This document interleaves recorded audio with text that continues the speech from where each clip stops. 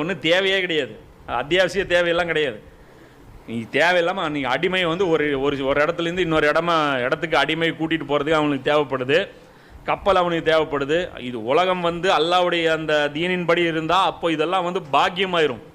இப்போ இன்றைக்கி இவன் உருவாக்கி இருக்கிறதெல்லாம் வந்து ஃபசாதுக்கு தான் அந்த டெக்னாலஜி உருவாக்கியிருக்கான்.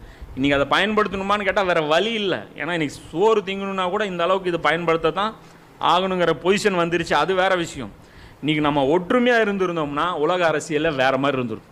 57 இஸ்லாமிய நாடுகள் மட்டும் ஒரே நாடு ஒரே அமீர் இப்படி மட்டும் இருந்துச்சு. நீங்கள் அது மன்னராட்சியாக கூட இருக்கட்டும், இவ்வளோ தூரம் வந்து உலக அரசியல் வந்து இப்படி இருந்திருக்காது, வேறு மாதிரி இருந்திருக்கும்.